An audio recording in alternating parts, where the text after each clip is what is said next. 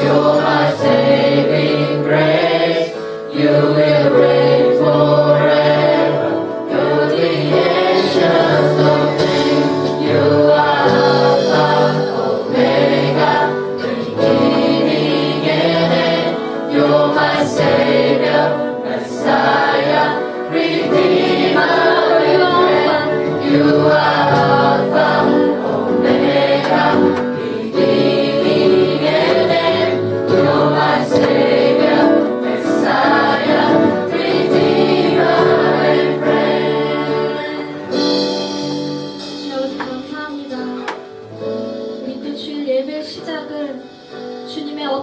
입으로 고백하시게 하시니 감사합니다. 주 아버지, 주님만이 나의 주 되십니다. 내가 어떠한 상황에서도 주님만이 나의 주라고 고백하게 하시옵소서. 그리고 또한 내 눈이 주의 영광만을 바라보게 하시옵소서. 우리가 이 세상 살 때 정말로 주님의 영광만을 바라보며 살게 하시옵소서. 우리 고백하시면서 내 눈 주의 영광을 보며 찬양하시겠습니다. 내 눈 주의 영광을 보네. 우리 가운데 계신 주님, 그 빛난 영광 온 하늘 덮고 그 찬송 온 명 가득해.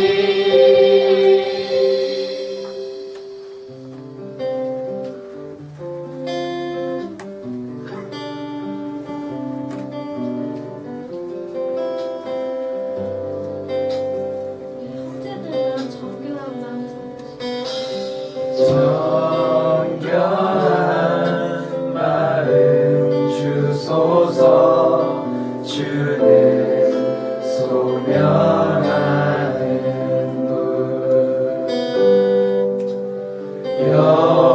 여호와의 산 그 거룩한 곳 오를 잡으라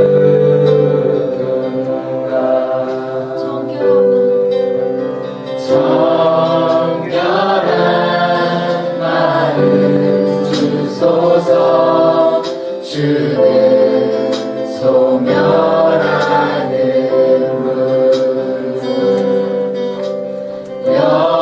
여호와의 산 그 거룩한 곳 오를 잡으라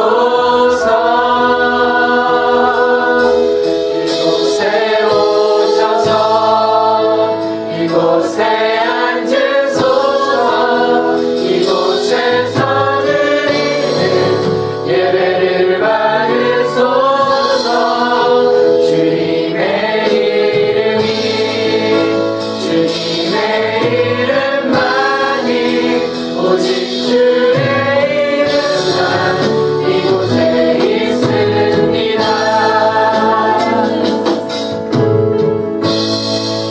하늘의 문을 여소서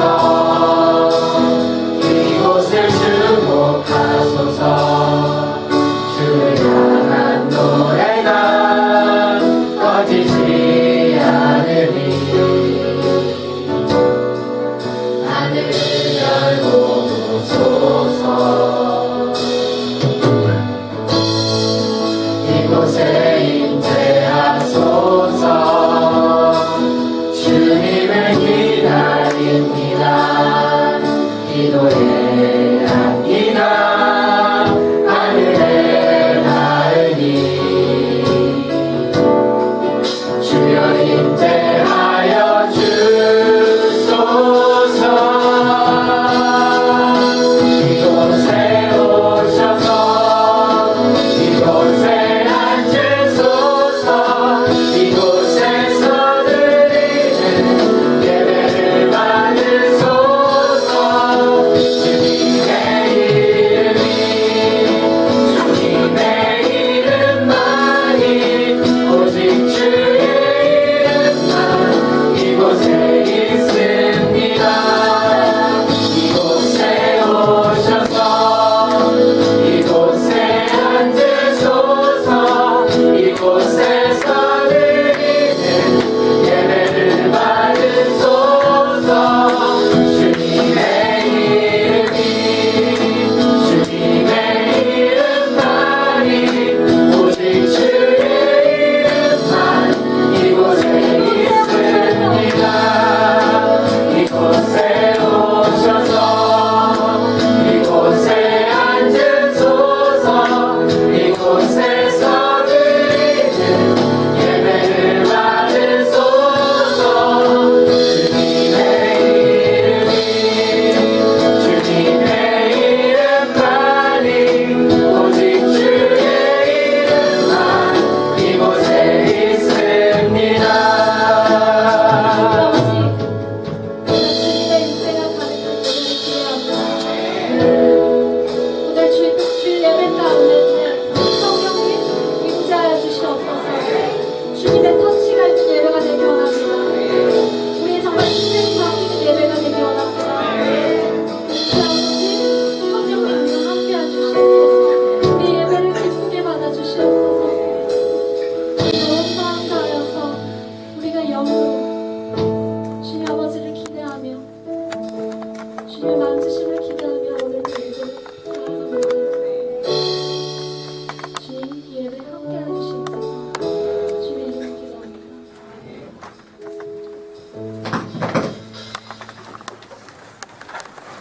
네, 하나님 말씀 보겠습니다. 요한복음 14장 15절로 21절 말씀까지 보겠습니다.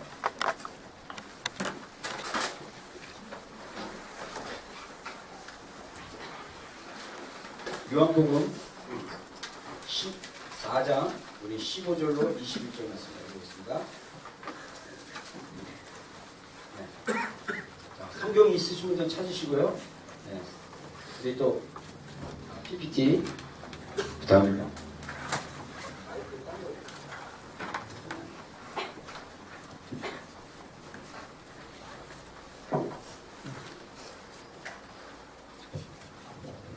자, 요한복음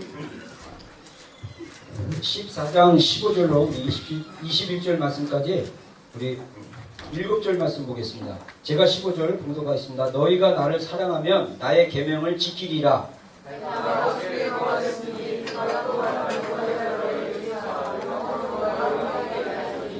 그는 진리의 영이라 세상은 능히 받지 못하나니 이는 그를 보지도 못하고 알지도 못함이라. 그러나 너희는 그를 아나니 그는 너희와 함께 거하시며 또 너희 속에 계시겠음이니라.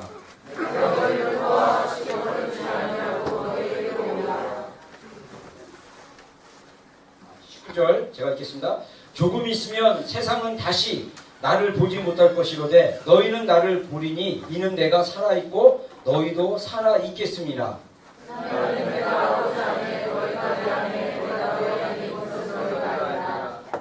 나의 계명을 지키는 자라야 나를 사랑하는 자니 나를 사랑하는 자는 내 아버지께 사랑을 받을 것이요 나도 그를 사랑하여 그에게 나를 나타내리라. 아멘. 같이 아멘 하겠습니다. 아멘. 예. 우리 다음 주일이 성령 강림 주일에서 제가 이번 주와 다음 주에 좀 성령님에 대한 관한 말씀을 좀 나누고 싶어서 오늘 요한복음 14장 말씀을 좀 가지고 좀 나누려고 합니다. 우리가 말씀 제목이 또 다른 보혜사라는 그런 말씀인데 그 예수님께서는 보혜사로 오셨어요. 그리고 오늘 성경 말씀에 보니까 예수님을 또 다른 보혜사를 우리에게 보내신다라고 얘기하면서 성령님을 예수님과 똑같은 역할을 하는 보혜사로 표현하는 것을 우리가 볼 수가 있습니다.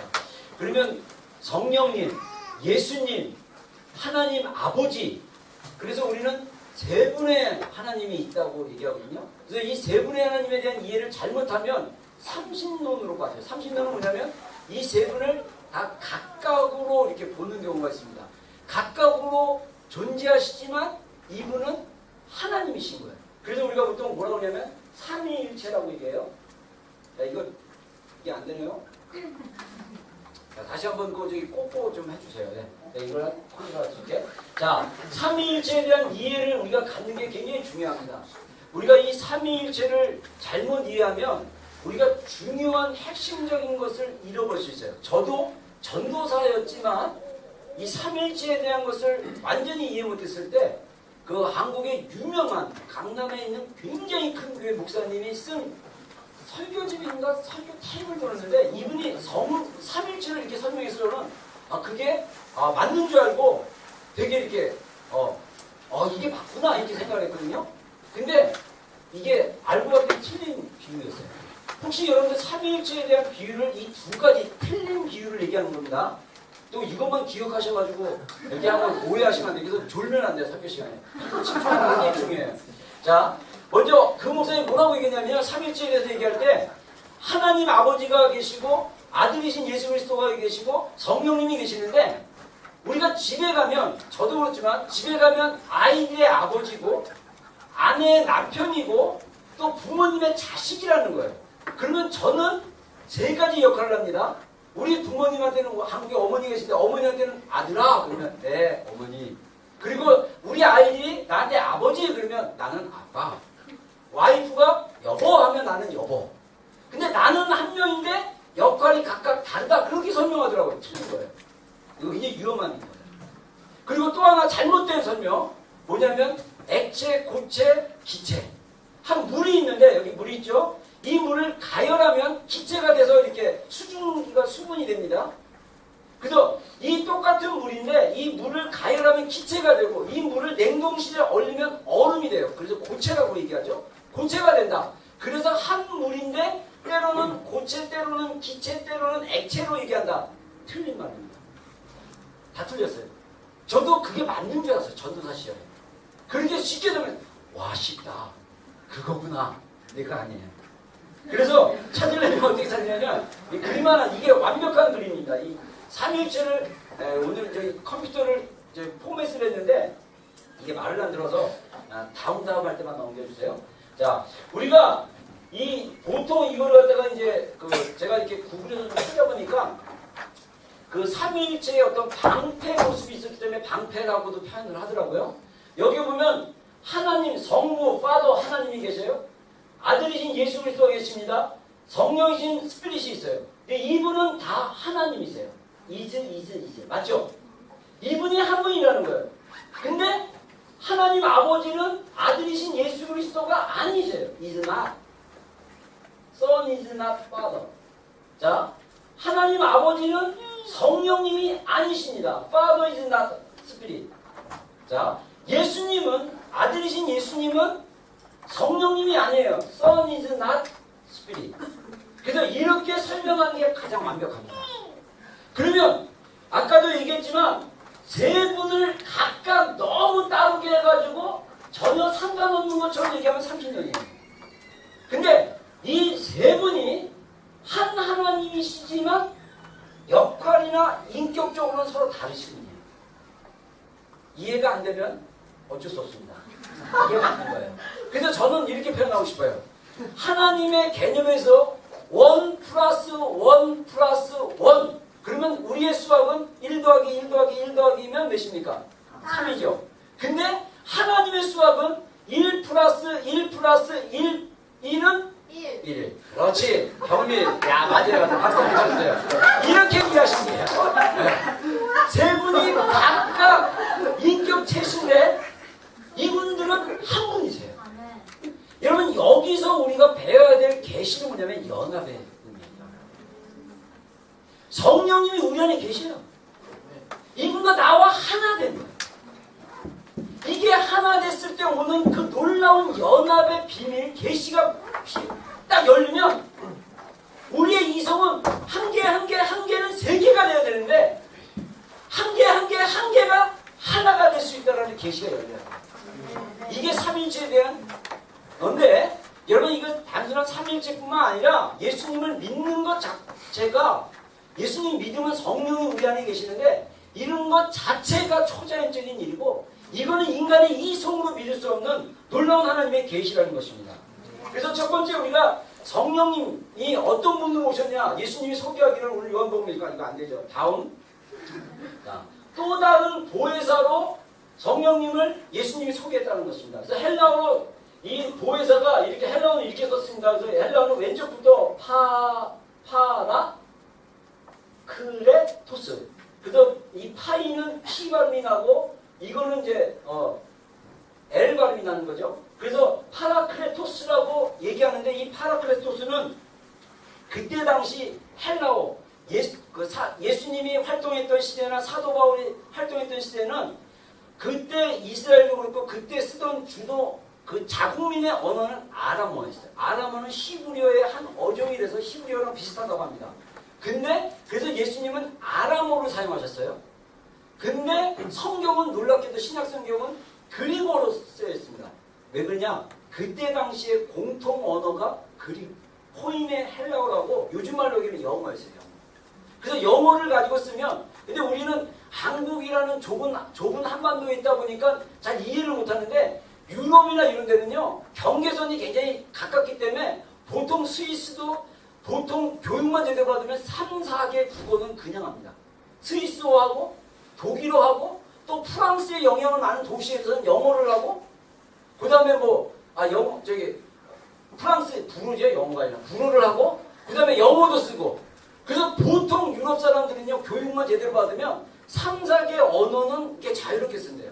거기다가 조금 고전 문학을 한다 그러면 라틴어를 배워야 돼요. 그래서 이런 언어를 쓰는 그 유럽의 분위기로 봤을 때 예수님 당시에도 제자들이 활동했던 당시에도 신약 성경을 헬라어로 써도 아무 문제가 없었어요. 근데 여러분들 하나님의 일어나는 일들을 그 당시에 언어로 표현을 해야 됩니다. 그때 당시에 파라크레토스라는 단어가 있었어요. 근데 예수님은 성령님과 자신을 소개할 때 또 다른 보혜사, 그러니까 다시 말해서 여기서 또 다른 보혜사라는 얘기는 뭐냐면 예수님 자신도 보혜사로 파라크레토스로 왔습니다. 재밌는 사실은요, 이 우리말 성경, 한글 성경을 번역하기 위해서 조선시대 때, 조선시대는 아니고 죄송합니다. 대한제국시대 때 일제에 우리가 들어가고 그 다음에 일본이 우리를 통치하게 되잖아요. 그 어간에 미국 선교사들이 한국말로, 우리는 그때 한글을 쓰고 있었으니까 한국말로 성경을 번역하기로 했는데 문제는 뭐냐, 이 파라크레토스를 어떤 단어로 써야 되는지를 몰랐어요. 그래서 어느 단어를 가져오냐면 불교에서 쓰는 보혜사라는 단어를 가져옵니다. 이게 한문 용어가 있어요. 불교에서는 보혜사라는 언어가 있대요. 근데 중요한 건 그게 중요한 게 아니고 파라크레토스라는 원래 원어적 의미가 두 가지 의미가 있습니다. 하나는 능동적인 의미, 하나는 수동적인 의미. 자, 한번 엔터 쳐주세요. 자, 문자적으로는 여기까지 다 보면 재미없잖아. 자, 능동적까지만 올려주세요. 네, 우리가 이 컴퓨터가 한번 딱 저기 말을 안 들어가지고, 자, 문자적으로 봤을 때 누구 곁으로 부름을 받은 자가 파라크레토스예요. 그래서 어떤 목사님은 그런 얘기를 하더라고요. 제가 그분 설교를 했을 때 되게 이해가 쉬웠는데, 여러분들 로마의 강력한 게 로마가 전 세계에서 제국을 건설할 수 있었던 게 뭐냐면 문화가 좋았고 첫 번째 군사력이 좋았어요. 그래서 여러분들 배너나 이런 영화를 보면 이 로마 군대가 엄청난 군사력을 가지고 있습니다. 근데 이 배너라는 영화는 반드시 보셔야 돼요. 기독교 백그라운드로 된 영화인데 굉장히 멋있는 영화입니다. 거기 영화 보면 장군이 전쟁을 하는데 전쟁할 때 우리가 뭐 요즘 한국 영화 명량 그래가지고 뭐 이순신 장군 이야기 나오지만 장군 했을 때 장군이 있고 거기에 보조 직무를 받은 사람이 있는데 그 보조 직무 중에 하나가 뭐냐면 파라크레토스가 있대요. 장군 옆에서 그 옆에 곁에 서 있도록 부르심을 받은 사람이에요. 그 파라크레토스라는 직임을 받은 사람은 어떤 역할을 하냐? 막 배에서 북도 쳐요. 막 배를 열심히 쳐야지 막 가잖아요. 요즘은 뭐 엔진만 누르면 막 기름 있으면 쫙 가지만 그때 당시엔 사람들이 노예들이 밑에서 노를 져야 그 큰 배들이 몇백 명이 실은 배들이 움직이고 싸울 수 있는 거잖아요. 근데 배 노를 막 쳤는데 힘들면 어떻게 합니까? 북을 치는 거예요. 막 북을 치면서 힘을 내라고 전진하라고. 그런데 이 파라크레토스의 역할은 뭐냐? 이 사공들이나 이 배를 짓는 사람들이나 또는 전쟁을 하는 사람들에게 곁에서 막 이렇게 독려하고 권면하고 막 그런 역할을 했다고 합니다. 근데 원래 그래서 그때 당시 문자적인 의미가 능동적으로는 재판관 앞에서 다른 일을 변호하는 사람을 파라크레토스로 사용했대요. 그 당시에. 그리고 곁에 서서 격려하고 권면하는 사람 이게 바로 파라크레토스입니다. 그래서 우리가 성경을 보면요, 예수님이 하나님 앞에서 우리를 변호하실 거예요. 그래서 우리가 하나님의 보좌 앞에 딱 섰을 때 하나님이 딱 우리를 갖다가 딱 판단하실 때 예수님이 겉에 서서 아버지, 다니엘은 나를 위해서 이렇게 열심히 섬겼던 친구였습니다. 하고 통과. 이런 역할, 변호인으로서 우리의 연약함을 변호하실 수 있는 분. 사단이 우리를 고소합니다. 사단이 우리를 막 고소할 때 예수님이 우리에서 어떻게 합니까? 변호해 주는 거예요. 성령님이 우리를 변호해 주시는 거예요. 그런 역할이 능동적인 역할이고, 수동적인 그 역할은 뭐냐면 옆에 서서 보조하고 도와주는 사람.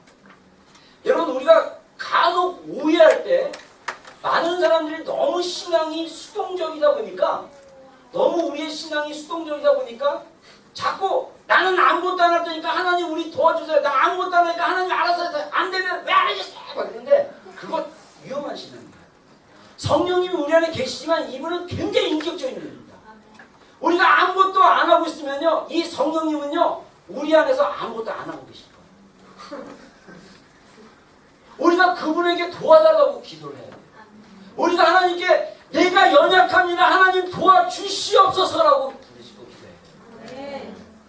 그분에게 우리가 도움의 요청을 해야 됩니다. 그러니까 성경에 보니까 너희는 내게 부르짖으라, 나를 간절히 찾고 찾으면 만나리라. 할렐루야. 여러분, 여기서 간절히 찾고 찾는다는 영어 성경에 보면요, all your heart, all your soul, all your strength, 너의 힘을 다해 하나님을 사랑하고 하나님께 부르짖으라. 그래야 하나님이 만나주는 겁니다. 여러분, 이게 보혜사라는 파라클레토스의 놀라운 원리입니다. 예수님이 제자들에게 오셔서 이 세상을 구원하시려고 제자들에게 파라클레토스로서의 보혜사의 역할을 하셨어요. 격려하시고 변호하시고. 그래서 여러분들, 예수님이 베드로를 변호한 이야기가 누가복음에 나옵니다.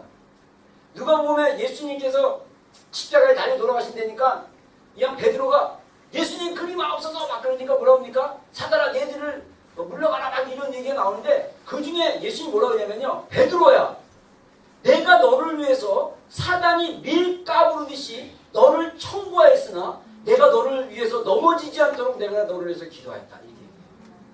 그러니까 사단이 베드로를 넘어뜨리려고 계속 청구했는데 예수님께서 어떻게 합니까? 이 베드로를 보호하시고 베드로를 위해서 기도하고 있다. 이렇게 말씀하세요. 여러분, 우리가 넘어질 수 있어요. 넘어질 때마다 우리는 그 넘어짐을 인해서 우리 스스로 볼 때는 너무나 죄스럽고 막 연약한데, 주님이, 성령님이 우리의 모든 연약함을 아시는 그분이 우리를 우리를 변호해 주시고 도와주시고 할렐루야. 여러분 수동적으로 볼 때 이분이 옆에 서서 보조해 주시대. 그 도와주신대. 그래서 여러분 치유 사역하는 사람들을 오해하면요, 치유 사역하는 사람들이 자기가 치유했다고 생각하면 오산이에요. 여러분 자기가 막 기도했는데 막나, 아 내가 치유했어, 내가 낫게 했어. 착각도 유분수예요. 성령님이 하시는 거예요. 성령님이 그냥 도와주시는 거야. 성령님이 도와주시는데 그 도와주시는 일을 어떻게 합니까? 하나님의 놀라운 일들 가운데 하시는 거예요. 그래서 치유가 안 돼도 기도하는 사람은요, 굳이 그렇게 저기 봐, 내가 기도했는데 치유가 안 됐어. 왜 치유가 안 됐을까? 그렇게 고민할 필요 없어요. 치유는 하나님이 하시는 거죠. 나는 믿음으로 기도하는 겁니다. 여러분 이게 성령님의 중요한 돕는 그런 보혜사로서의 역할입니다. 두 번째, 다음 페이지 보세요.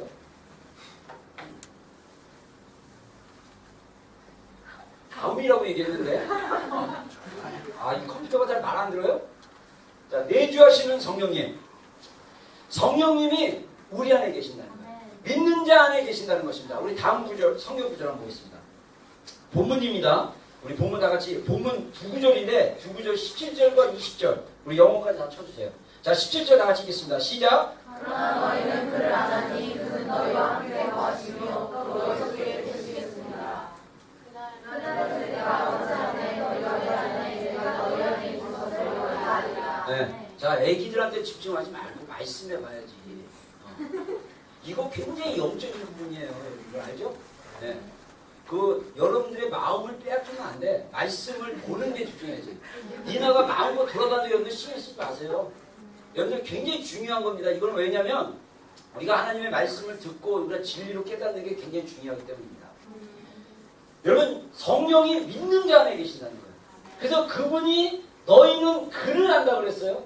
근데 사실은 17절 전반절은 뭐냐면요, 세상은 성령을 알지도 못하고 성령을 받아들이지도 않았다고 했어요. 성령을 알지도 못하고 성령을 받아들일 수도 없다. 그러나 너희는 그를 안다. 왜냐? 성령은 너희와 함께 거하실 것이다. 그리고 너희 속에 계실 것이다. 그래서 그날에는 성령님이 2000년 전에 성령 강림 하실 때 오순절날 마가다락방에 오시면서 이 땅 가운데 성령님의 본격적인 사역을 하기 시작했죠. 내가 아버지 안에, 예수님이 하나님 아버지 안에, 그리고 너희가 예수님 안에, 내가 너희 안에 있는 것을 알리라. 그래서 믿는 자들에게 누가 계시냐? 성령님이 계시는 거예요. 그래서 여러분들 다음 페이지 보세요. 고린도서 3장 16절에 너희가 하나님의 성전인 것과 너희 안에 하나님의 성령이 계신 것을 너희가 알지 못하느냐 말씀하십니다. 다음 페이지. 자, 우리 다 같이 한번 읽겠습니다. 시작. 너희는 너희가 하나님의 성전인 것과 하나님의 성령이 너희 안에 계신 것을 알지 못하느냐. 자, 사도 바울이 고린도 교인들에게 얘기하기를, 야, 너희가 하나님의 성전이다. 가스 템플이다. 왜?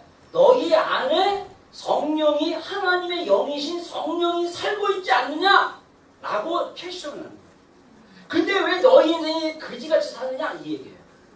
그 앞에 그지같이 산 걸 얘기했기 때문에. 이들 인생이 왜 그러냐? 그러면서 너희 안에 성령이 계시는데, 그래서 너희가 하나님의 성전인데, 여러분 여기서 말하는 성전은 교회하고는 좀 달라요. 교회라는 원래 의미는 에클레시아라는 헬라에서 왔는데 믿는 자의 무리입니다. 근데 성전이라는 것은 어떤 장소를 의미하는 경우가 굉장히 많아요. 장소인데 어떤 장소냐? 하나님을 만나는 장소, 하나님을 예배하는 장소예요. 그래서 여기서 너희가 하나님의 성전인 것을 왜 모르냐? 우리의 몸이 하나님을 예배하는 곳입니다. 왜? 하나님의 영이 우리 안에 계시기 때문에. 여러분 성령님이 우리 안에 계십니다. 할렐루야. 이 믿는 자들이 이걸 모르면 헷갈리기 시작하는 거예요. 뭐 죄짓고 그냥 내 신앙이 연약하고 교회 잘 안 나가고 그러면 누가 구원받았습니까? 죽으면 천국 갑니까? 그러면 내가 구원받았나? 내 안에 내가 구원받았나? 막 회의를 품을 수도 있어요. 여러분 우리가 구원받았는지 안 받았는지 우리가 어떻게 할 수 있냐? 성령님이 우리 안에 계시면 우리가 구원받은 것을 알 수 있습니다. 너희가 믿음에 있는가 너희가 스스로 확증하라 라고 고린도후서에 그런 얘기를 하는데, 그 믿음에 있는 확증은 누구를 통해서 가능하냐? 성령님을 통해서 가능해요. 안타깝게도 이러한 성령님에 대한 지식이 부족하고, 더 안타까운 건 뭐냐면 우리 안에 계시는 성령님과 교제해 본 적이 없어. 그러니까 많은 크리스찬들이 고아로 살아요. 고아, 우리는 하나님의 선십을 가진, 우리는 하나님의, 원래 하나님이 유대인들, 이스라엘인들을 선택하셨는데 예수 그리스도로 말미암아 이제는 하나님이 모든 이방인들에게 복음을 허락하셔서, 이방인 우리 코리안, 이방인은 뭐 뉴질랜드, 이방인인 마오리, 이방인은 모든 민족이 다 예수님을 통해서 하나님의 아들이라 일컬음을 받는, 다시 말해서 법적으로 얘기하면 우리를 양자로, 선식으로 우리를 삼으셨는데, 많은 크리스천들이 우리의 영적인 신분이 선식, 하나님의 아들인데 고아처럼 살아요. 아버지가 없는 것처럼 살아요. 다음 페이지. 고아냐 양자이냐. 한번 9절 보겠습니다. 18절. 네. 잘했어. 괜찮아. 잘했어. 다 듣겠습니다. 시작. 내가 너희를 고아와 같이 버려두지 아니하고 너희에게 오리라. 너희는 다시 시험하는 교회를 받지 아니하고 양자의 영을 받았으므로 우리가 아빠 아버지라고 부르시느니라. 예. 예수님이 분명히 얘기를, 내가 너희를 고아와 같이 버려두지 않겠다. 여러분, 고아는 뭡니까? 돌볼 사람이 없는 거예요. 여러분, 갖고, 제가 물론 맞습니다. 제가 목양에 있어서 약해요. 저는 그래서 잘 못 돌봐요. 근데 저는 누구를 의지하면 하나님을 의지해요. 여러분은 고아가 아니에요. 성령님이 여러분을 돌봐줄 수 있어요. 예수님이 제자들하고요 3년 반 같이 동고동락했습니다. 먹고 마시고 웃고 야단도 쳐주시고, 또 귀신도 쫓아내보라고 그러고, 병도 고쳐보라고 그러고, 전도도 파송시켜갖고 실습도 시켜보고, 너희가 그렇게 믿음이 없느냐, 이 믿음이 없는 패역한 세대야 막 이러면서 야단도 좀 쳐주시고, 두려워 말라, 나니 두려워 말라 막 이렇게 위로도 하시고. 그런데 예수님이 아버지께로 가신다는 거예요. 근데 제자들이 얼마나 떨고 두려웠겠습니까? 그러니까 너희는 마음에 근심하지도 말고 두려워하지 말라. 내가 너희에게서 떠나가는 것이 너희에게 유익하니라. 왜 유익한지 아십니까? 예수님은요 육체로 오셨기 때문에 그 육체의 한계를 가진 것입니다. 성령님은 우리 심령 각자에게 오시기 때문에 이분이 예수님처럼 보혜사로서 우리와 함께 하시는 분이에요. 할렐루야. 그래서 우리가 고아가 아닌 거예요. 여러분, 고아가 아닙니다. 그래서 로마서 8장 15절에 뭐라 그러니까, 너희는 다시 무수하는 종의 영을 받지 아니하고 양자의 영을 받았으므로 우리가 아빠 아버지라고 뭐합니까? 부르짖느니라. 크라이. 아빠. 여러분, 이게 그 아바라는 게 아마 라틴어인가 아람어예요. 아람어. 아바. 근데 아빠. 한국말이 놀라워요. 아빠 하면 아바야. 아빠 하나님. 여러분, 제가 전에도 얘기했지만 저희는 제 나이가 있다 보니까 우리는 유교적인 분위기가 제가 어렸을 때 굉장히 많았어요. 그래서 감히 아버지를 아빠라고 부르면 굉장히 무드한 거예요. 근데 저는 신기하게 친구들 보면 어떤 간혹 이상한 친구들이 있어. 아버지를 아빠 그래요. 저는 되게 충격받았어요. 어떻게 아버지가 아빠가 돼? 여러분, 아버지와 아빠의 의미는 좀 달라요. 아버지는 약간 뭐랄까 공식적이고 권위적인 이름이랄까? 근데 아빠는 좀 더 친밀하고 가까운 아빠? 이렇게. 그래서 이 아바라는 게 아빠라는 거예요. 아바, 아버지. 아빠, father. 아빠, 아버지라고 부르짖을 수 있도록 하나님이 양자의 영, 성령을 통해서 우리에게 주셨다는 거예요. 그러면 다시 말해서 너희는 로마 교인들에게 사도 바울이 쓴 서신서입니다. 너희는 로마 크리스천들이에요. 다시는 무서워하는 종의 영을 받지 않는다. 다시 말해서 로마 성도들이 예수님을 믿기 전에는 그들의 영적인 상태와 그들의 삶을 누가 지배했느냐? 종의 영이 지배했다. 다시 말해서 이 세상의 신은요, 우리를 뭘로 삼냐? 종으로 삼는 거예요. 여러분, 지금 우리가 지난번에 지난주에 제가 김재진 간사 얘기를 했지만, 김재진 간사가 전하고 싶었던 복음은 뭐냐? 많은 크리스찬들이 하나님을 믿지만 돈이라는 재물이라는 만몬에게 굴복해서 만몬의 영향을 너무 많이 받고 있다는 거예요. 그래서 자기는 하나님을 믿고 있다고 생각하지만 그들의 삶의 태도를 보면 만몬이 그 사람을 컨트롤하고 있다는 거예요. 그래서 그걸 양다리 거친 신앙이라고 얘기하고 그것을 구약에 적용하자면 사람들 안에 뭐가 있냐? 자기만의 금송아지가 있어요. 그 금송아지는 뭐냐? 자기가 만든 하나님이야. 내가 믿는 하나님은 이래야 된다라는 자기만의 관점에서 그 하나님을 따라가는 거야. 그거는 하나님이 아니에요. 금송아지입니다. 여러분 굉장히 중요합니다. 우리가 하나님을 인격적으로 아는 게 중요하고요. 하나님을 성경의 말씀으로 이해하는 게 중요하고요. 그분을 우리가 체험하는 게 중요해요. 그분의 사랑을 우리가 경험하는 게 중요합니다. 우리가 하나님의 사랑의 그 놀라운 은혜 안에 들어갈 수 있는 게 중요하고 그것을 경험함으로써 우리가 하나님을 아는 것이 중요합니다. 할렐루야. 많은 성도들이 머리로만 하나님 합니다. 하나님은 이런 분이야. 하나님은 이런 분이라고 생각하지만 그들이 하나님을 경험하지 못하고 있어요. 성령님이 있음에도 불구하고. 성령님이 있음에도 불구하고 고아로 살아요. 아무도 날 돌아보지 않아. 내 인생에 나는 혼자뿐이야. 둘 중에 하나입니다. 구원받지 못했기 때문에 성령이 없어서 그래 혼자 맞아. 또 다른 건 뭐냐? 성령님 계시는데 성령님을 몰라서 무식해가지고 혼자라고 생각합니다. 절대 우리는 거듭난 그리스도인들은요 혼자가 아닙니다. 아멘? 여러분 우리 크리스찬들이요 하나님과 이 깊은 영적인 관계 안에 들어가면요 반드시 누가 그런 역할을 하냐? 성령님이 역할을 하세요. 성령님이 우리 안에서 알게 하세요.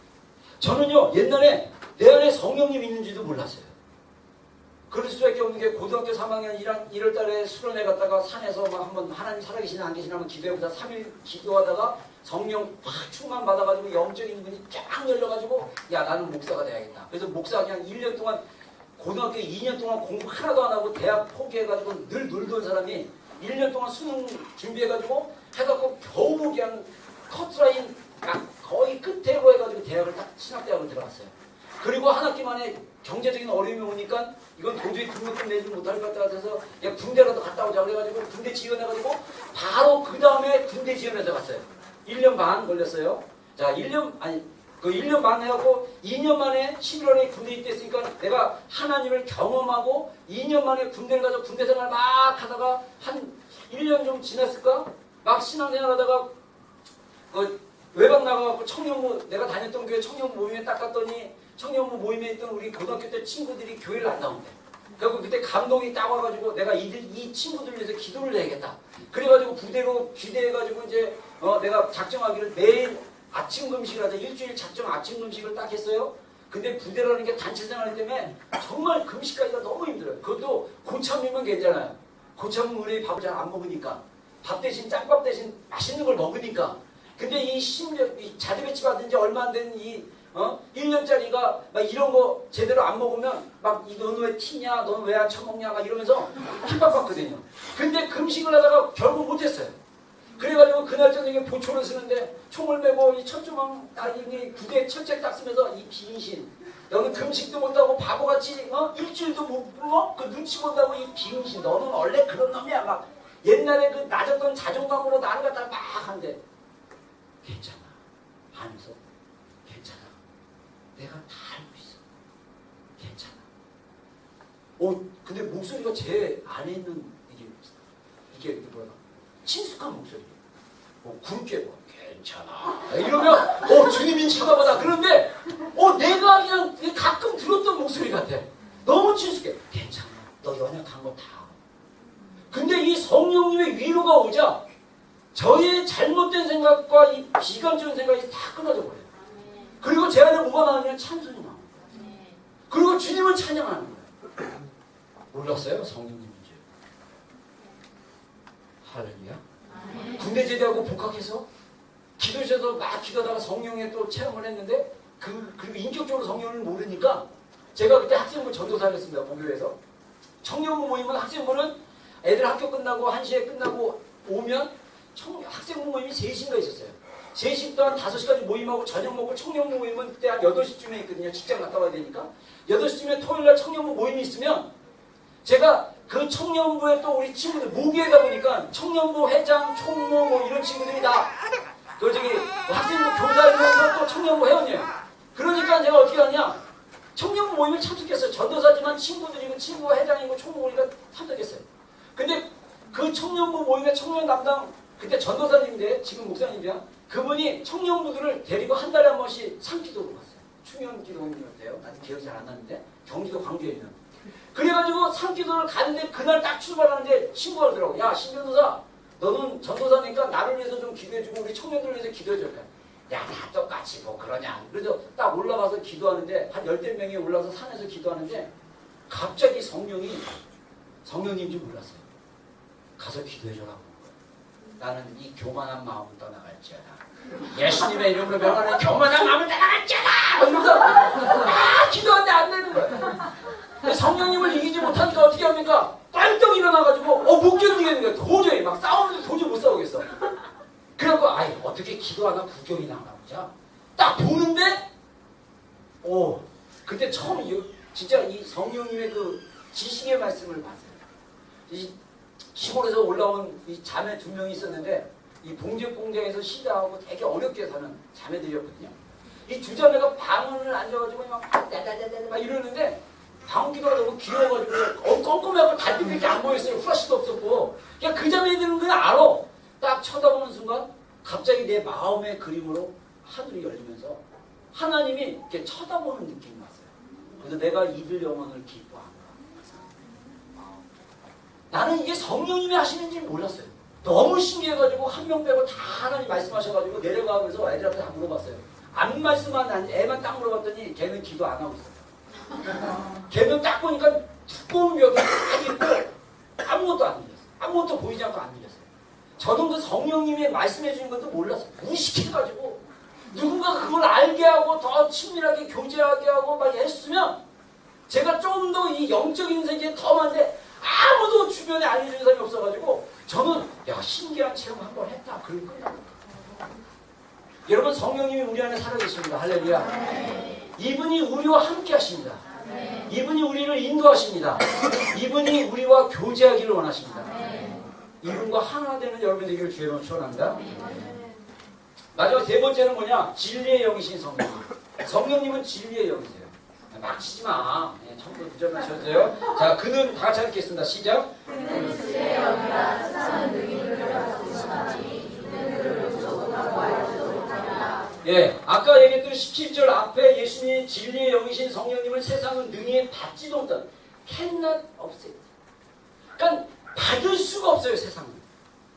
우리를 죄인들은 이 세상은 받아들일 수 없지만 그를 보지도 못하고 알지도 못한다. 만약에 교회를 다니고 모태신앙이고 뭐 장로, 자녀고 뭐 목회자고 다 필요 없어요. 만약에 내가 성령님을 모른다면 그 사람은 거듭나지 못한다.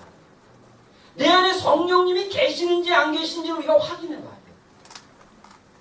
성령님은 진리의 영이십니다. 할렐루야.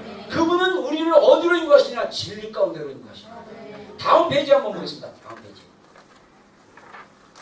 자, 다음 페이지 한번 성경 구절 읽겠습니다. 26절입니다. 본문 14장 26절 같이 읽겠습니다. 시작. 아버지께서 내 이름으로 부르신 성령 그가 너희를 그것을 가르치고 내가 너희에게 말한 모든 것을 생각나게 하리라. 예, 뭐라고 합니까? 보혜사 곧 아버지 하나님께서 예수님의 이름으로 보내실 성령 그분이 너희에게 모든 것을 가르치고 내가 너희에게 말한 모든 것을 생각나게 하리라. 할렐루야. 이게 성령님의 역할이에요.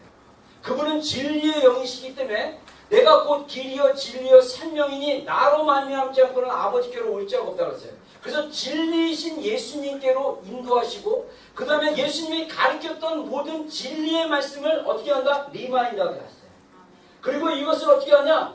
이것을 성령님이 가르쳐 주시는 거예요. 여러분 우리가 성경을 읽을 때 조심해야 됩니다. 성경을 읽을 때 우리가 하나님의 말씀을 자꾸 이성적으로만 보이기 때문에 문제예요. 이성적으로 보잖아요. 질문이 되게 많아요. 이상한 것 같아. 안 맞는 것 같아. 여기선 이랬는데 왜 저기선 저래. 우리의 죄를 가진 이성은 그냥 따지기를 좋아해. 근데 성령님이 깨닫게 해줘야 돼요. 이거는 이래서 이랬다. 제가요 예수님 믿기 전에 성경을 읽었었어요. 교회에서 얘기하니까 읽었는데 도저히 못 믿겠어요. 뭔 소리인지도 모르고 도저히 뭐 어떻게 인간이 물리를 걷고 뭐 떡 5병이요. 떡 5개와 물고기 2마리로 5,000명을 뭐 먹여. 여러분들 더 놀라운 건 뭐냐면요. 신학의 사회학적 해석이 있는데 이 신학에도 뭐가 들어냐면요. 계몽주의라고 그 이성을 가지고 신학을 판단하려는 그런 신학자들의 노력이 있었어요. 그래서 불투만이 있고 몰투만이 있어요. 잘 헷갈리면 안 돼요. 몰투만은 희망의 신학이라고 해갖고 세계 2차 대전이 끝난 다음에 독일의 신학자인데 예수님의 어떤 재림이나 예수님의 부활 사건을 통해서 이 피폐화된 세계의 그 문명 위에 예수님에 대한 신앙으로 회복을 하자 그래갖고 희망을 말하는 신학자였어요.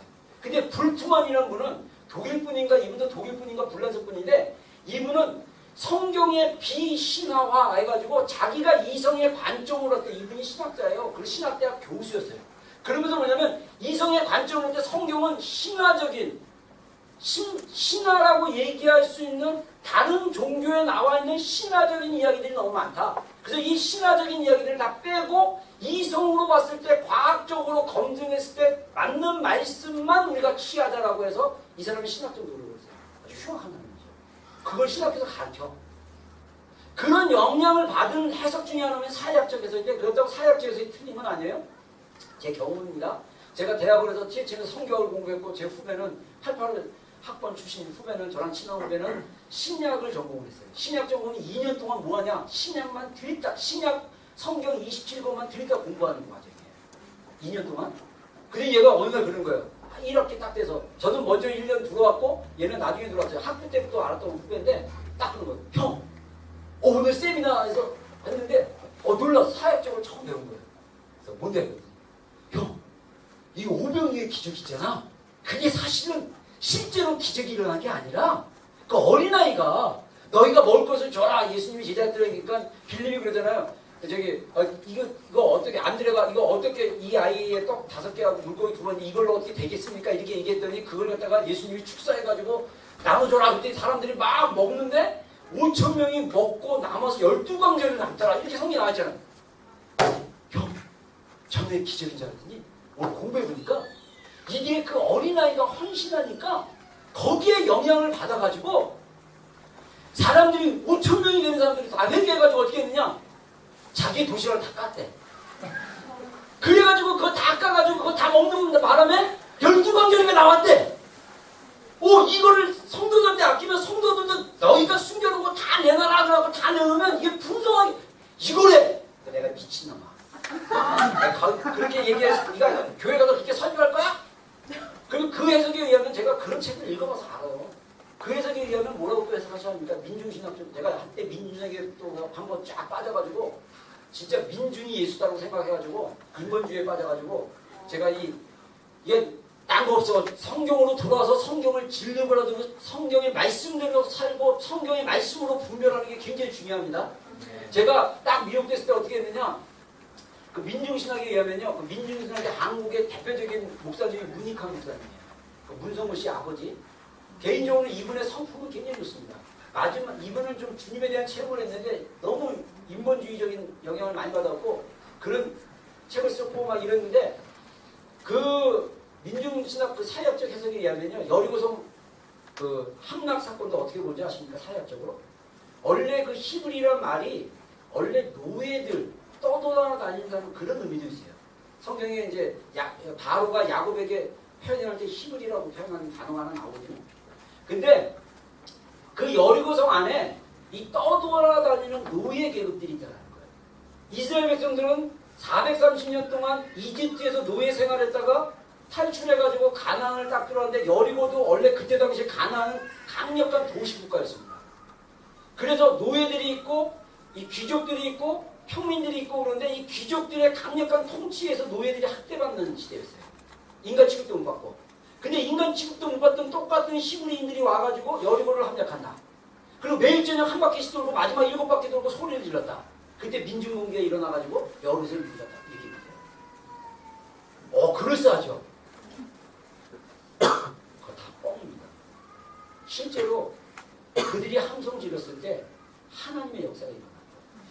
그게 어떻게 일어나냐? 지진으로 일어났을 거라고 추정합니다. 그래서 창조과학계 이 과학자들이 그때 당시 여리고성을 공격한 정확한 연대는 몰라요. 워낙 오래된 사건이라서. 이게 벌써 뭐 몇천 년, 한 2,500년, 3,000년 전, 우리 그 발해가 생기기 전이니까 그 전에 일어났던 일이었을 건데, 그래서 정확한 날짜는 안 나오는데 그쯤에서 그 지역에 지진이 일어났다라는 어떤 그런 기록들도 찾을 수 있어요. 추정할 수 있대요. 여러분, 하나님은요 살아계신 분입니다. 근데 인간의 이성은 성령이신 진리의 영이신 성령님 모르고 자꾸 이성적으로 가요. 지금 교회 안에도 성령님을 통해서 말씀을 보는 자들이 아니라 스스로 스터디하고 말씀을 이성적으로 판단하고 생각적으로 해서 어떻게 하냐? 성경을 있는 그대로 보는 게 아니라 이성적으로 판단해요. 여러분, 재밌는 사실이, 제가 어제 브릿지 빌더스 그 하면서 저녁 피자 픽업 때문에 제가 집에도 못 가고 뒷바라지 하고 이렇게 있다가 이제 어느 다른 교회 성도님인데 저를 한번 목사님 좀 상담 좀 받고 싶다 그래가지고 제가 그럼 집사님 픽업하러 오실 때 좀 일찍 오라고. 그래서 일찍 오라고 그래갖고 이제 밖에서 추운데 떨면서 같이 얘기를 했어요. 이분의 질문은 뭐냐면, 김성 무슨 목사님의 영향을 받은 집사님이 이 극단적인 예정론을 가지고 자기가 전도하려고 하는데 자꾸 몇 번 이렇게 말씀으로 전했는데 이분이 복음을 받아들이지 않으니까 이 사람은 구원 못 받은 사람이다. 그냥 신경 쓰지 마라. 이렇게 얘기했대요. 그러면서 자기가 혼란스럽다고. 그래서 내가 그분 틀렸습니다. 김성 무슨 목사님은 자살하셨고 그분은 칼빈의 신봉자예요. 그분은 고등 칼빈으로 따졌을 때 이 좀 약간 온화한 칼빈주의자들은요, 그래도 칼빈이 말하는 진리, 말하는 어떤 신학적 태도에서 좀 따라가지만 그래도 이렇게 하는데, 이 약간 칼빈의 왕정 추정, 여기는 거의 칼빈의 신학적 태도를 성경을 그대로 보려고. 여러분, 신학은 진리가 아닙니다. 내가 늘 얘기하지만 신학은 진리가 아니지만 신학은 도구입니다. 신학은 우리 하나님의 말씀인 진리라는 금을 패는 금강에서 우리가 진리를 발견하는 데 있어서 도구가 필요해요. 때로는 곡괭이가 필요하고, 때로는 다이너마이트가 필요하고, 때로는 전동 드릴이 필요하고, 때로는 자그마한 삽이 필요하고, 이렇게 살살 긁어야 되잖아요. 이 기스면 안 되잖아요. 그러니까 살살 긁기도 하고, 그 여러 가지 방법으로 우리가 진리이신 말씀을 받아들이는 도구에 불과하지, 모든 말씀은 칼빈적으로 봐야 돼요. 칼빈이 지금도 아니에요. 칼빈은 훌륭하신 분입니다. 그러나 그분이 잘못 판단한 것도 있어요. 뭐냐? 제가 그분을 잘 몰라요. 근데 그분의 영향을 받은 분 대부분들이 뭐냐면, 성경이 우리 이렇게 66권으로 만들어지고 나서부터 모든 기적과 이사와 방언이 그쳤다라고 얘기합니다. 그래서 방언 기도를 하면 눈치를 주고, 방언 기도가 틀린 것처럼 얘기하고, 어떤 사람은 사단의 방언이라고까지 얘기해요. 김성 무슨 목사님도 그렇게 얘기했어요. 그래서 그분의 영향을 받은 어떤 형제는 방언도 안 해버린대요. 그건 굉장히 잘못된 미혹입니다. 방언은 하나님이신 영적인 언어예요. 성경을 읽는 그대로입니다. 여러분, 하늘나라에서 내가 그래서 전에 얘기한 거지만, 여러분, 천사가 존재합니까? 안 존재합니까? 이게 확신이 없어. 천사가 지금 활동합니까? 안 활동합니까? 성경에 보니까 막 그냥 천사가 베드로 감옥에 들어가. 베드로가 자고 있는데 야 일어나 그래갖고 천사가 베드로를 갖다가 초자연적으로 막 통과시켜. 성경에 보니까 천사가 이 감옥의 간수들과 칼싸움 해갖고 이게 없어요. 베드로는 또 제정신을 깨어난 게 쫓아온 게 아니고 어떻게 합니까? 그냥 어저께 잠결에 왔다가 베드로 성경에 보면요, 베드로가 그 어느 집 앞에 딱 섰는데 그때 깼다고 그랬어요. 비몽사몽간에 쫓아온 거예요. 추전적인 일이 일어난 거예요. 근데 하늘나라에서 야, 성경이 431년에 만들어졌으니까 우리 더 이상 지상으로 가지마. 천사들 다 보좌 옆에 스테이하고 있어. 다 대기하고 있다가 우리 예수님 오면 그때 나팔 불 때 같이 내려가자. 이게 신학이에요. 여러분, 지금 천사들이 활동한다고 믿으면 사람들이 이상한가 봐요. 여러분, 신학의 눈으로 보니까 초자연적이고 성경에 있는 그대로의 말씀을 안 믿기 시작하는 거예요, 사람들이. 그런 사람들이 성령이 진리로 말씀을 깨닫게 하는 것을 모르게 하는 거죠. 여러분, 그 다음 한번 보세요.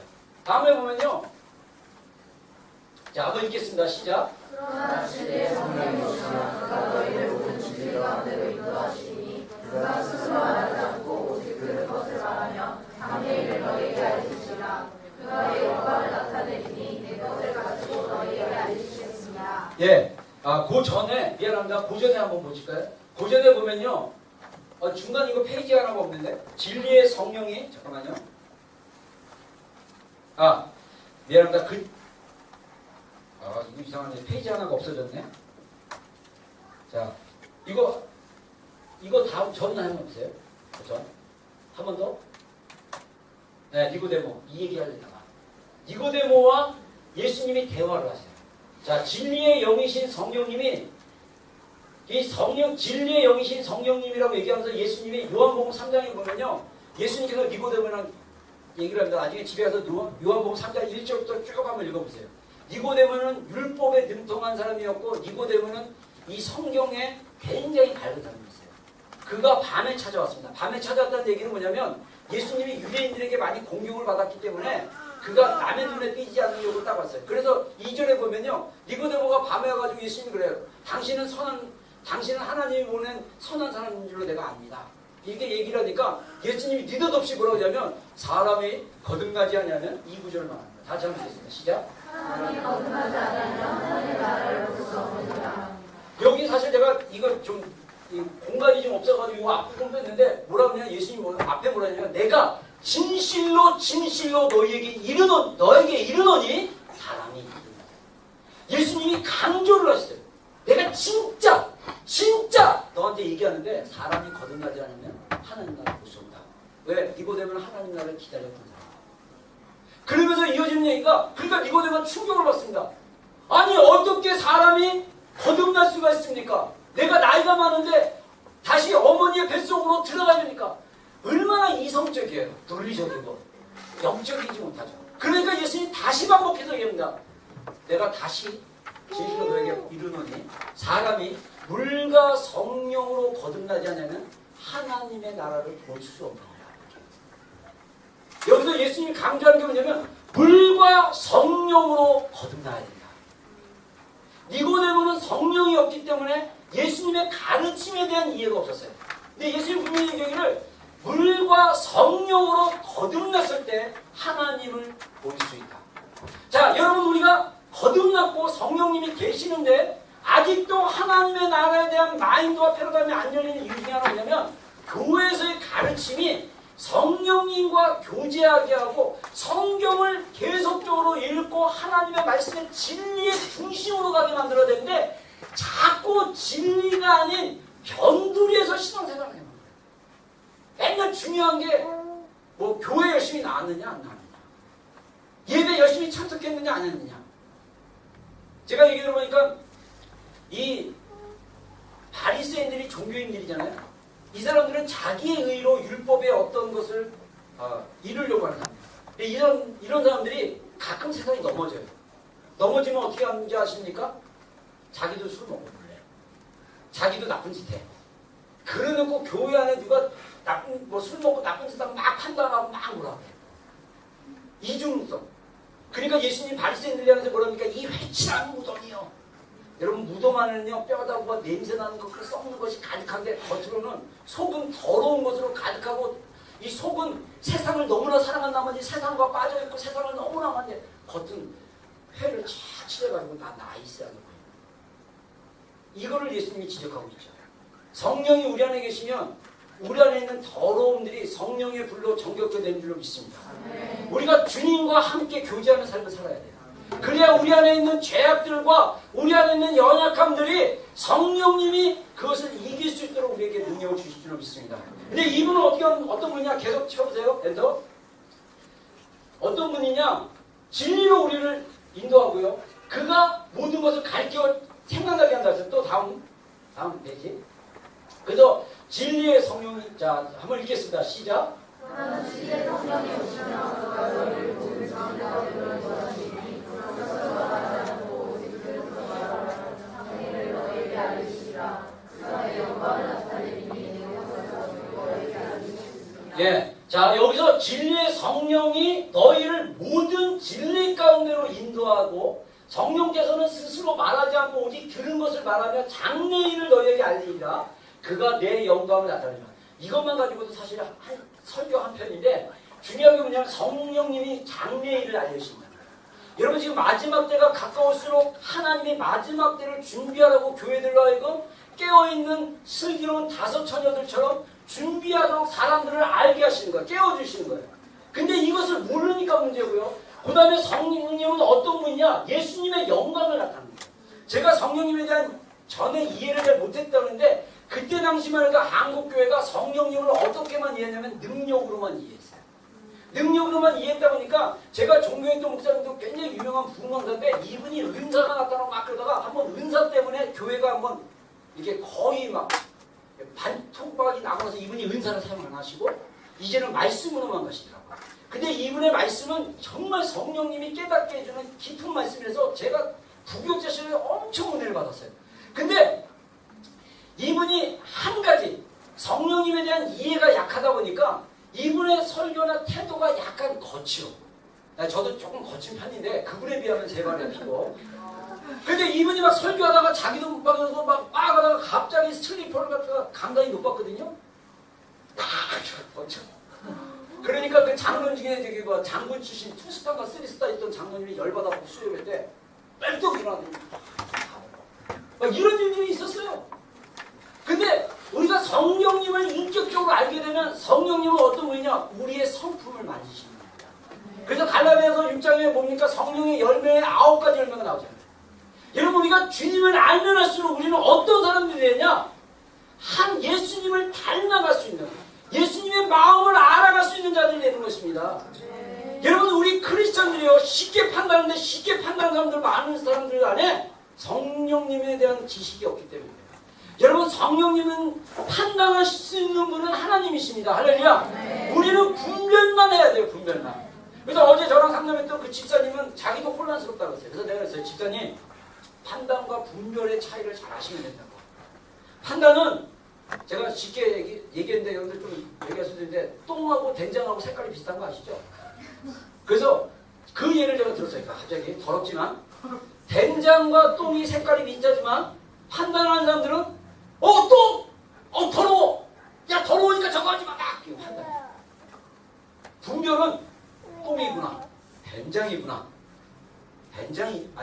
똥이구나 그걸 끝이에요. 이해하시겠어요? 판단은 자기의 기준이 세워집니다. 더러워! 밟지마! 더러워! 가지마! 냄새나! 자기의 이 경험들을 다 얘기해요. 판단은. 분별은 그거 똥이네. 그걸 판단해요. 여러분 우리가 주님을 알면 할수록 성령님은 지혜의 영이시고 진리의 영이시기 때문에 우리로 하여금 말씀을 더 이게 뭐랄까 지식적으로 아는 것도 있지만 지혜로 알게 해서 그것을 깨닫게 하신다는 것입니다. 근데 이분은 어떻게 하냐? 예수님의 영광을 드러내는 거예요. 여러분 성령 사역하시는 분 중에 많은 분들이 예수님의 영광과 상관없이 사는 사람들이 있어요. 예수님의 성령 사역의 하이라이트 뭐냐면 예수님이 영광 받으시는 거예요. 근데 성령 사역하시는 분들 중에 간혹 자기가 영광 받기를 원하시는 분들 있어요. 이분은 성령님의 어떤 진리의 계시가 한쪽만 풀어줍니다.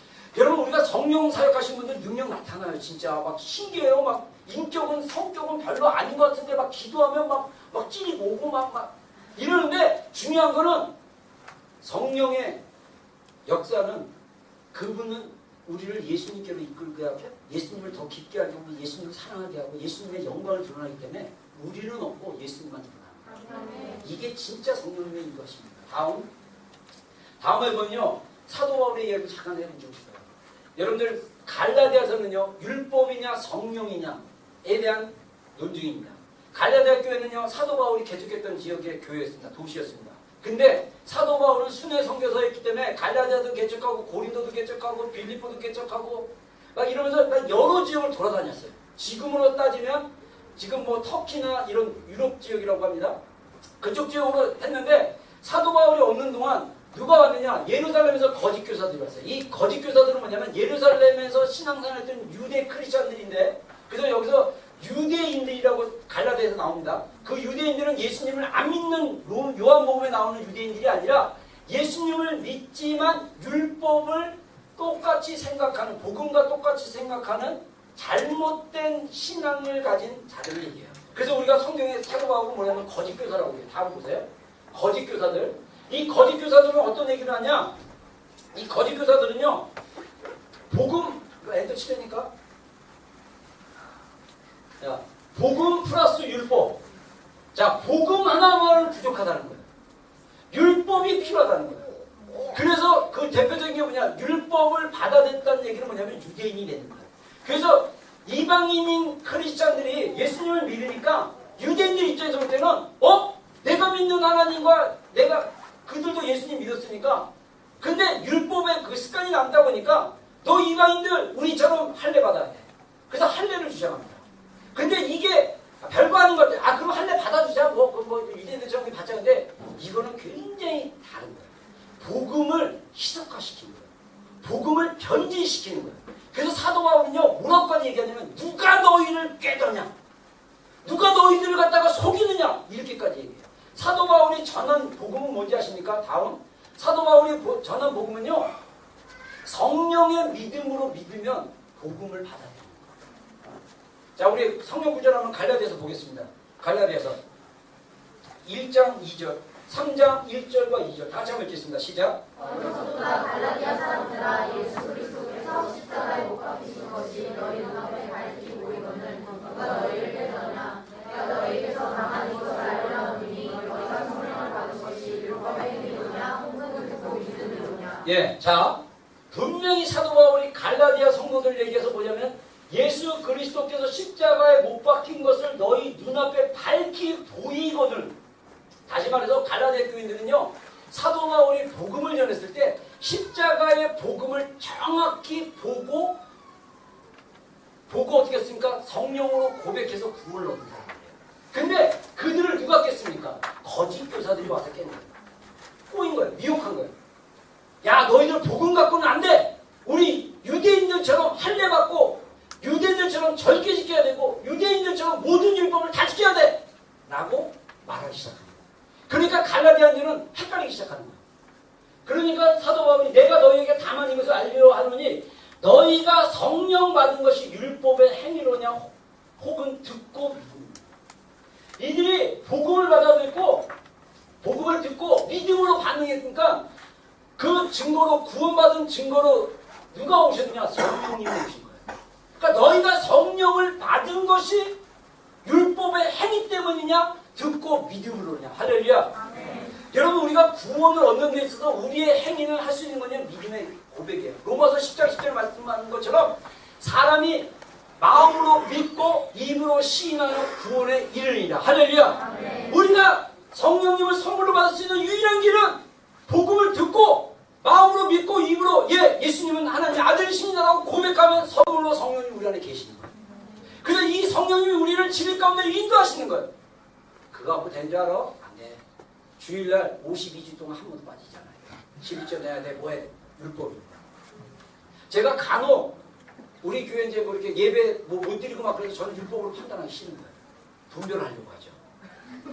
판단하면요, 쟤는 뭐 이런데, 진짜 짜증나. 쟤는 신앙생활 저렇게 하고, 야, 진짜, 야, 저렇게 어떻게, 와, 짜증나. 율법. 다 율법입니다. 그냥 불쌍히 여기면 돼요. 이해해주고 불쌍히 여기고. 여러분 주일 한번 빠진다고 구원 못 받는 거 아닙니다. 주일 한번 빠졌다고 하나님이 다리 뭉개 뿌고 드리는 것도 아니고, 주일 한번 빠졌다고 11조 안 냈다고 내 재산을 다 뺏어가는 것도 아니고, 다 율법이에요. 우리가 그거는 종의 영에게 속는 거예요. 성령은 진리 가운데로 우리를 자유케 하시는 거예요. 할렐루야. 진리가 우리를 자유케 하시는 줄로 믿습니다. 그래서 우리는 판단하지 말고 분별하는 게 중요해요. 분별하고 격려하고 축복하고 불쌍히 여기고 기도해 주는 거. 이게 성령과 함께 깊은 교제 가운데 있는 자들이 성령의 인도하심을 받는 자들의 태도라는 것입니다. 자, 그리고 그래서 고린도서 3장 16절에 다음 페이지 보면요, 모든 성경은 하나님의 감동으로 된 것으로, 다 같이 한번 읽겠습니다. 시작. 모든 성경은 하나님의 감동으로 된 것으로 교훈과 책망과 바르게 함과 의를 거룩하게 이르기까지 이는 하나님의 사랑으로 온전하게 하며 모든 선한 일을 행할 능력을 갖추게 하려 함이라. 사도 바울이 제자였던 디모데에게 모든 성경은 하나님의 감동이다. 근데 영어 성경은요 하나님의 숨으로 했다고. 이 숨이라는 말이 원래는 헬라어로는 성령하면 휘누마라 그래가지고 바람이라고도 얘기합니다. 여러분 우리가 성령님을 표현하기가 너무 힘들어가지고 성령님의 어떤 현상이나 이런 걸 표현하면 성령님은요 바람과 같으신 분이에요. 그래서 아까 얘기했던 요한복음 3장에 니고데모에게 그런 얘기합니다. 성령으로 난 자는 바람이 임의로 불면 어디서 불었다가 어디로 가는지를 모르는 것처럼 성령으로 난 사람은 그건 잘 모르지만 성령이 그 안에 계신다라고 얘기해요. 그래서 성령을 바람으로 비유하십니다. 예수님이 요단강에서 세례 요한한테 칭례를 받고 올라올 때 성령이 비둘기같이 임하였다고 했어요. 그래서 성령님을 또 비둘기로 표현하십니다. 이 사도행전 2장에 초대교회 성도들이 모여서 열흘 동안 성령 받으려고 약속하신 그 능력을 힘입기 위해서 예수님의 약속을 붙잡고 기도했는데 성령이 불의 혀같이 각 사람에게 임했습니다. 성령의 불로 표현합니다. 그러니까 성령은 상징으로 얘기할 수 있는데 원래 휘누마라는 그 이름의 의미는 숨을 쉬다, 바람 그런 의미가 있어요. 그러니까 성경은 사람들에 의해서 인간이 손으로 쓰고 그 시대를 보고 편집자들이 개인이 마가가 누가가 썼지만 그 주 저자는 누구냐? 성령입니다. 그분이 우리에게 말씀을 주셨다는 것입니다. 그래서 저자인 마가와 누가에게만 집중하는 것이 아니라 저자인 성령님을 통해서 말씀을 봐야 된다는 것입니다. 그래서 성령님 우리에게 이 말씀의 진리를 깨닫게 하여 주시옵소서. 이 말씀의 의미가 무엇입니까? 라고 물어봐야지 자꾸 따지려고만 하면 문제가 될 수 있다. 물론 따지는 것도 필요합니다. 육하원칙에 의해서 이게 따지고 역사적인 사실도 보고 막 그러지만 더 중요한 건 정말 이게 이거구나. 여러분 이 불교에서는 깨달음이라고 하는데 우리는 이걸 갖다가 이제 유식한 말로 계시라고 그러고 계시란 말을 또 싫어하는 사람들이 많기 때문에 계시가 아니라 그걸 알게 하시는 거예요. 조명이라고 얘기합니다. 조명은 뭐냐면요 그야말로 이렇게 불을 켜는 거랑 똑같아요. 우리가 밤에 이 자리에 오면요 모두가 껌껌해요. 근데 껌껌하다는 거면 내 상태가 아무것도 안 보여. 아무것도 안 보이고 알 수도 없어. 근데 누군가가 불을 딱 켰는데 불이 확 켜지면서 여기에 있는 것들이 막 보이는 거예요. 마찬가지로 성령이 말씀을 통해서 진리를 통해서 우리를 깨닫게 하는 거는요 여러분 인생에 어떤 질문이 있잖아요. 왜 이렇습니까? 저도요 하나님 만나기 전에 인생의 질문이 되게 많았어요. 하필이면 왜? 하필이면 내가 왜 대한민국 서울에서 태어나야 되는지. 차라리 내가 만주울판에서 태어났다면 말을 타고 독립운동을 하면서 장렬하게 젊은 나이에 안중을 해서 저는 정말 저 청소년 때 그런 생각했어요. 근데 하나님이 딱 깨닫게 해주니까 너는 분단된 대한민국에 태어난 나의 목적인 거예요. 통일을 이루는 자가 되라. 할렐루야. 20대 때 받았어요. 이게 제가 그쪽은 관심도 없는데 하나님 말씀하신 거예요. 여러분 하나님은요 우리의 미래에 대한 예정들이 있어요. 그래서 우리가 기도하면서 그걸 받아야 돼요. 막 아프리카 가면 고생하고 그러면 하나님 기뻐할 줄 알고 아프리카 갔는데 하나님 나도 거기 안 불렀어. 왜 거기서 생고생하고 여러분 진짜예요. 우리가 늘 주님한테 물어봐야 돼요. 여러분 우리 얼마 전에 영주권 받은 우리 지체들도 있고 그런데 제가 항상 당당하게 해요. 너무 어린 기도해라. 하나님의 뜻이 있으면 영주권 반드시 나온다. 여러분 영주권 나온 저도 그렇지만 영주권 나온 스토리 보면 정말 은혜고 기적이에요. 사람을 통해서 하나님 또 일하셔. 할렐루야.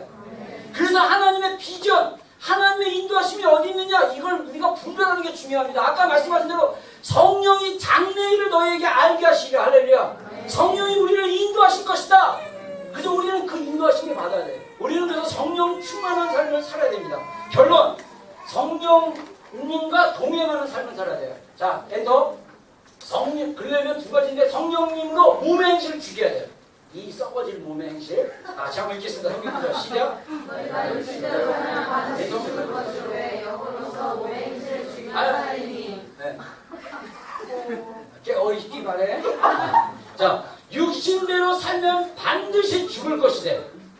여러분 여기서요 우리가 딱 주시면 이렇게 뭐냐면 이 구원의 결정론 예정됐기 때문에 구원받은 사람들은 절대 구원을 잃어버리지 않는다. 칼빈의 신앙에서 나왔습니다. 알미니아니언 이런 분들은 구원을 잃어버릴 수도 있다고 생각합니다. 왜냐하면 성경에 보면 구원을 잃어버린다는 구절이 사실 나와요. 근데 보세요. 너희가 육신대로 살면 반드시 죽을 것이대. 뭐라고 경고합니까? 아니 뭐라고 그래? 죽을 것이다.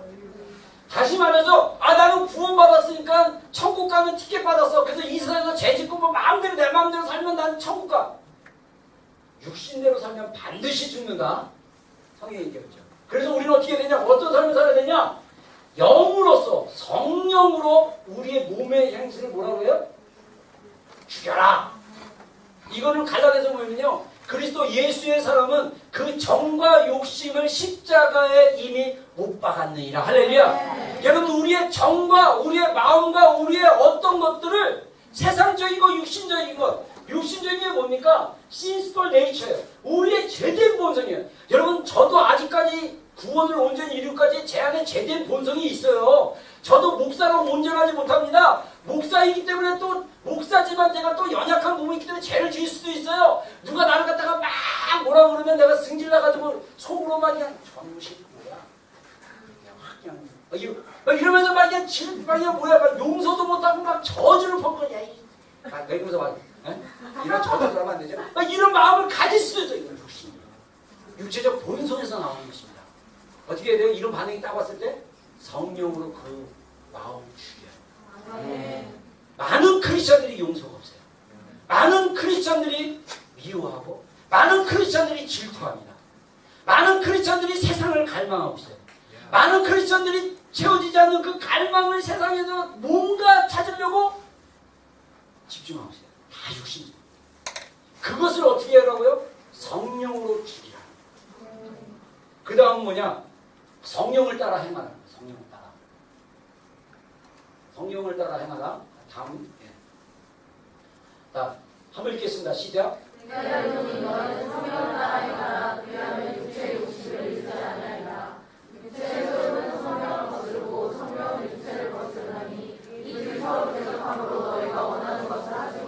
예, 갈라디아서 5장에 뭐라고 그러냐면 너희는 성령을 따라 행하라. 그리하면 육체의 욕심을 이루지 아니하리라. 갈라디아 교인들은 아까 얘기한 대로 성령으로 거듭난 그리스도인이었어요.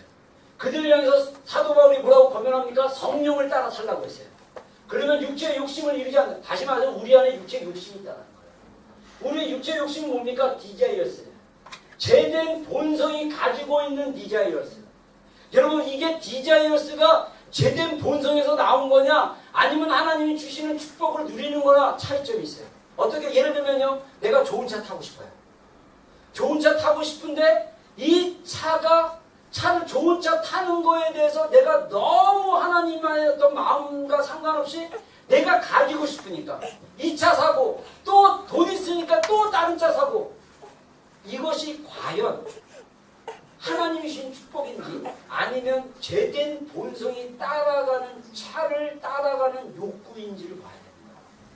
우리가 성령을 따라 행하라. 성령을 따라 행하는 뭐냐면 성령에 의해서 사는 거예요. 성령님에 의해서 성령님이 우리의 삶을 컨트롤해 주시는 거예요. 성령님이 우리를 하지마! 그거 하지마!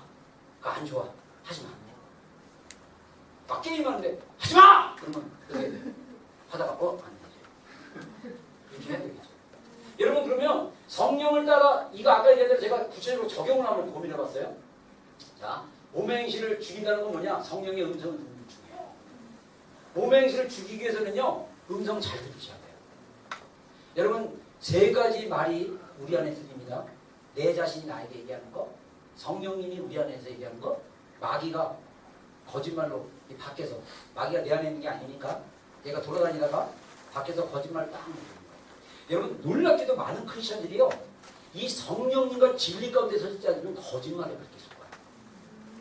나는 그런데 저 사람은 목사님이 그랬네? 아니야 나 아야 아니에요 어예요 막 이러고. 여러분 놀라운 게 제가 어떤 우리 교회 지체들이 많은 지체들이 이게 예언에도 나왔지만 이 아버지의 부재 아버지와 관계 잘 안 좋고 아버지의 부재에 있는 지체들이 되게 많다고 그랬거든요. 근데 맞는 것 같아요. 개개는 여러분들 다 알잖아요. 근데 놀라운 게 뭐냐면 내가 한 형제한테 그랬어요. 아버지 용서해라.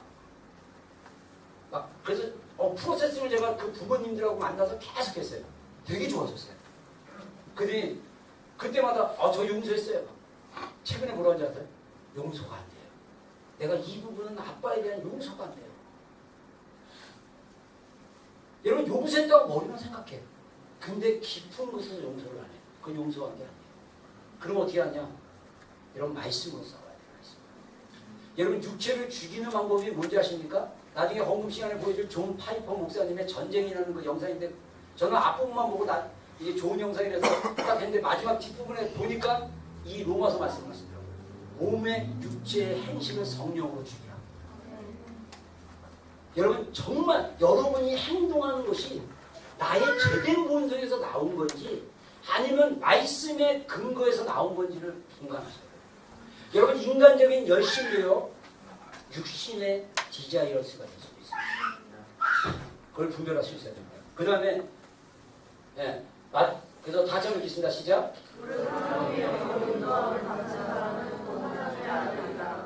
성령을 따라 행하라. 한번 계속 닫혀주세요. 닫혀주세요. 자, 오늘 설교가 조금 더 길어서 미안합니다. 분량이 많아서. 성령을 따라 행한다는 것은 뭐냐? 말씀에 순종하는 거예요. 자, 그래서 우리가 이것도 본문 16절에 다시 읽겠습니다. 시작. 너희가 나를 사랑하면 나의 계명을 지키리라. 여러분 제가 이 말씀 보면서 제가 왜 굳이 요한복음 14장 15절부터 말씀을 딱 가지고 뒷부분으로 갔냐면요. 예수님께서 요한복음 14장에 성령님을 소개할 때 내가 또 다른 보혜사 이렇게 얘기할 때 그 전에 뭐라고 얘기냐면 너희가 나를 사랑하였다면 나의 계명을 지킬 것이다. 여러분 성령님은요. 우리로 하여금 예수님의 계명을 지키게. 예수님의 계명이 뭡니까? 내가 너희를 사랑한 것 같이 너희가 서로 사랑한다. 여러분 이거는요. 이 진리를 깨닫게 되면 복음의 핵심을 깨닫는 것과 똑같아요. 예수님이 나를 사랑한 것 같이 우리 공동체의 지체, 원수 같은 남편, 원수 같은 아내, 원수 같은 부모님, 원수 같은 꼴배기 싫은 인간도 다 사랑할 수 있어요. 그걸 누가 가능케 하느냐? 성령님이 가능케 합니다. 여러분 그러면 이런 질문이 있을 거예요. 목사님 용서했는데 계속 미움이 일어나요. 용서했는데 용서하지 못한 마음입니다. 말씀으로 싸우세요. 여러분 그래서 우리가 진리의 말씀을 암송하는 게 굉장히 중요하고요. 말씀을 외치면서 읽는 게 굉장히 중요해요. 여러분 사단은요 생각으로 들어옵니다. 생각 오면요 이렇게 흔들어줘요. 안돼. 진짜요. 이거 경각심을 가져야 돼요. 사단이 눈에 보는 걸로 들어온다. 눈 감아버리세요. 돌리세요. 그리고 끊임없이 내 안에 내적으로 이 제된 본성이 뭔가를 유혹하고 막 한다. 말씀으로 찔러세요. 말씀의 검, 성령의 검. 할렐루야. 너는 말씀으로 내는데 나는 이래. 너는 안 돼. 아니야. 나는 내게 능력 주신 자라서 나에게 모든 것을 할 수 있다라고 말씀하셨어. 주님이 나에게 능력 주셨어. 할렐루야. 할 수 없다라는 그 거짓말과 말씀으로 싸우는 거예요. 여러분 이게 굉장히 중요합니다. 저는요 바라보기는 이제 다음 주일이 우리가 성령 강림 주일인데 여러분 이번 한 주간 요한복음 14장, 15장, 16장 말씀을 드려서 성령에 대한 구절들을 한번 여러분들 묵상해 보시고요.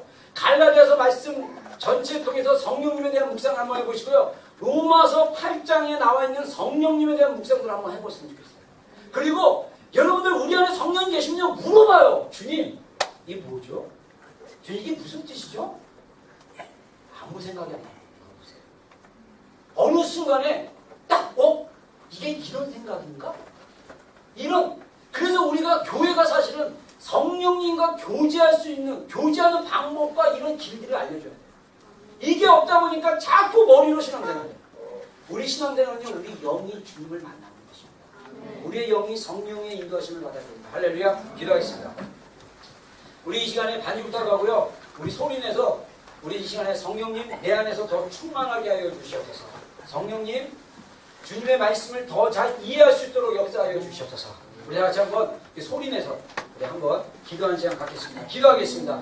예 하나님 성령님 이 시간 원합니다. 우리 안에 역사하여 주시옵소서. 성령님 충만하게 임하여 주시옵소서. 성령님 우리 가운데 인도하여 주시고 진리의 말씀인 성경 말씀을 잘 이해할 수 있도록 주님 깨닫게 역사하여 주시옵소서. 하나님의 말씀을 예수 그리스도께로 인도하여 주시고 주님의 복음의 그 놀라운 능력이 무엇인지를 알아갈 수 있도록 주님 역사하여 주시옵소서. 성령님 더 충만하게 임하시옵소서. 성령님 더 충만하게 깨닫게 하여 주시옵소서. 우리가 이 시간에 저의 기도를 한번 따라 보겠습니다. 여러분들 이런 고백들이 굉장히 중요해요. 여러분들 입술로 고백하는 것은요 우리의 감정과 상관없이 의지로 나가는 거예요. 우리의 혼의 영역에 있어서 특별히 의지를 사용해서 우리가 나가는 것을 따라했습니다. 성령님 충만하게 내 삶을 인도하여 주시옵소서. 성령님 이번 한 주간 인도하심을 받을 수 있도록 말씀을 통해서 꿈을 통해서 여러 가지 방법을 통해서 인도하여 주시옵소서. 예수님의 이름으로 기도했습니다.